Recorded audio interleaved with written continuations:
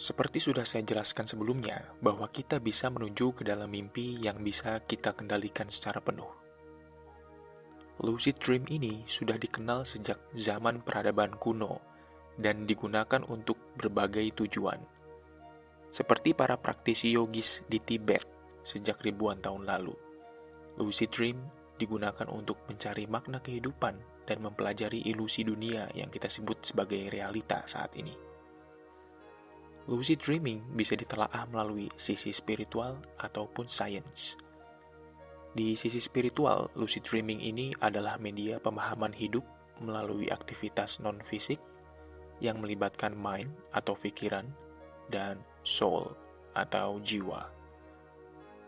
Dalam spiritual, kita mempercayai bahwa kehidupan tidak hanya terjadi di dimensi ini, tapi ada di dimensi lain yang juga memiliki peran dalam siklus kehidupan alam semesta. Dalam sisi sains, lucid dreaming merupakan manipulasi gelombang pada otak atau tingkat kesadaran kita. Karena pada saat beraktivitas, otak kita memiliki frekuensi atau gelombang tertentu.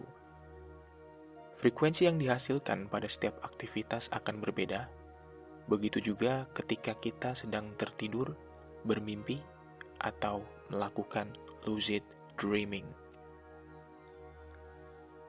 Pada saat menuju lucid dream, kita melatih otak kita untuk masuk ke dalam fase tertentu, seperti subconscious mind atau pikiran alam bawah sadar manusia. Sebelum saya menuju ke teknik lucid dream ini, saya ingin kalian membuka pikiran terlebih dahulu. Open-mindedness merupakan hal yang sangat penting di sini. Please be open-minded. Perlu dipahami sekali lagi bahwa lucid dreaming ini tidak ada hubungannya dengan ilmu gaib, ritual-ritual mistis, ataupun mantra-mantra. Jika ada yang pernah membahas lucid dream ini dengan menyangkut pautkan ilmu sihir atau ritual-ritual mistis, well, itulah label yang mereka buat sendiri dengan tujuan tertentu. Lucid dream ini bisa menjadi media pembelajaran, menghilangkan rasa takut, melatih kemampuan diri, membangkitkan sisi spiritual, atau bahkan hanya untuk bersenang-senang saja. Tujuan dari masing-masing orang tentu berbeda-beda. Saya hanya akan membagikan pengetahuan dan caranya di sini. Selanjutnya, terserah kalian. Ya, karena kita bisa melakukan apapun di dalam lucid dream. Dan hanya diri sendiri yang mengetahui apa yang kita lakukan di alam sana.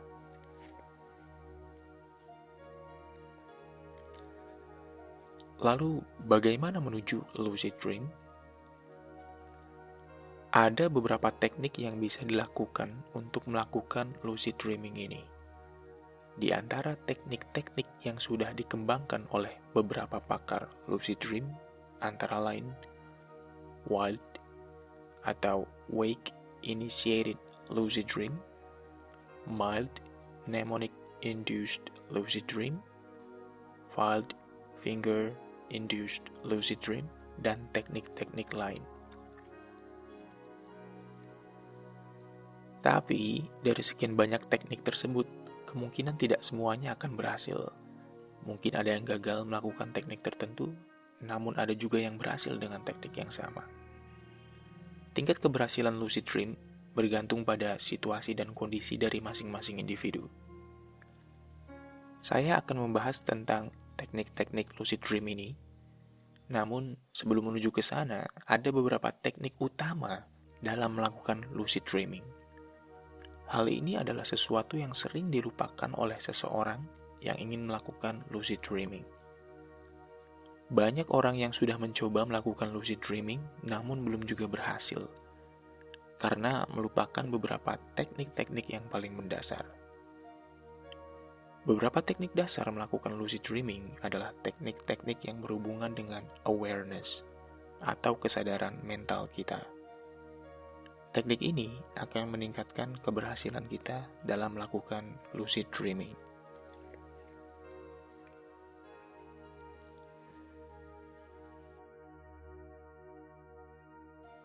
Yang pertama adalah believe atau percaya. Rasa percaya mengambil peran besar bahwa sesuatu bisa menjadi kenyataan. Rasa percaya merupakan sebuah konfirmasi kepada diri sendiri bahwa sesuatu yang kita percayai tersebut adalah hal yang nyata dan kita alami.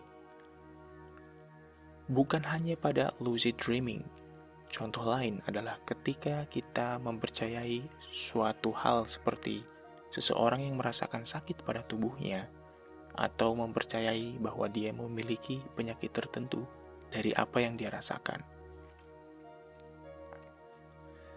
Maka secara mental, rasa percaya tersebut sudah dikonfirmasi kebenarannya oleh pikiran atau mental state, yang akhirnya dapat menimbulkan rasa yang nyata terhadap penyakit tersebut.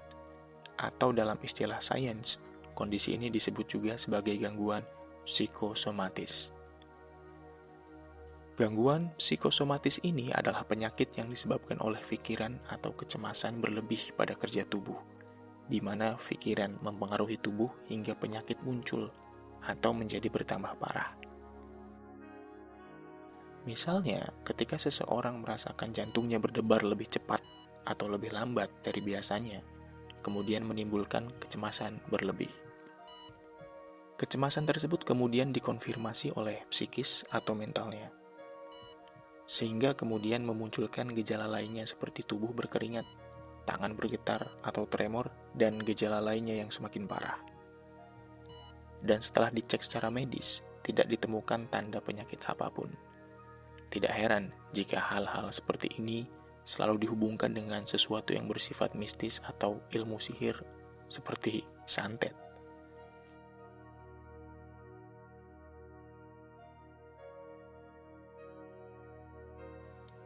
Lalu, apa hubungannya rasa percaya dengan lucid dreaming? Bagaimana cara mempercayai lucid dreaming?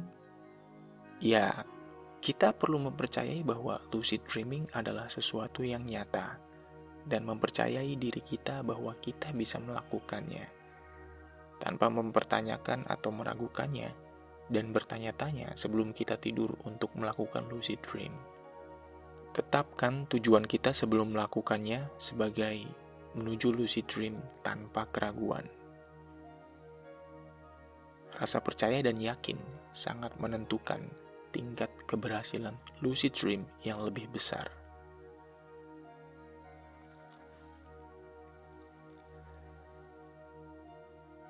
Yang kedua, yaitu passion atau gairah. Kita harus melakukannya dengan penuh gairah dan antusiasme yang cukup. Seperti misalnya rasa penasaran akan dunia mimpi yang menarik, atau keinginan untuk melakukan sesuatu yang menyenangkan yang tidak bisa dilakukan di dunia nyata. Tunggu dulu, sebentar. Apakah kita sudah yakin bahwa kehidupan ini adalah dunia nyata yang sebenarnya?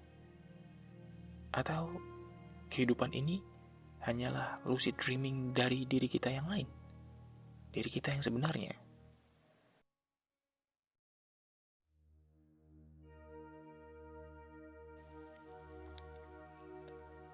Yang ketiga, yaitu affirmation atau afirmasi. Melakukan afirmasi kepada diri sendiri juga merupakan hal yang tak kalah penting. Afirmasi adalah pengulangan kalimat yang disertai dengan perasaan penuh di dalamnya.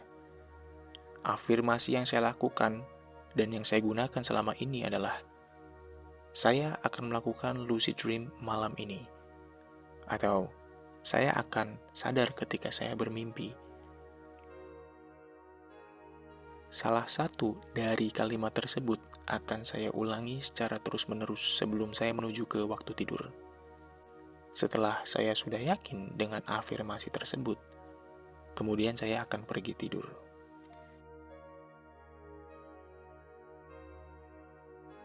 Itu adalah teknik-teknik yang paling mendasar saat ingin melakukan lucid dreaming.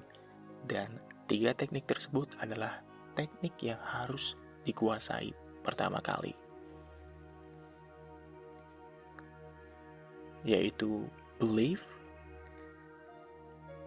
passion, dan affirmation. Setelah mengetahui 3 teknik mendasar ini, barulah kita bisa melakukan beberapa teknik lanjutan, yaitu teknik praktek. Dan beberapa teknik lanjutan ini akan saya bahas di video selanjutnya. Thank you for watching. Saya adalah praktisi lucid dreaming, astral projection, dan spirituality. See you on the next video.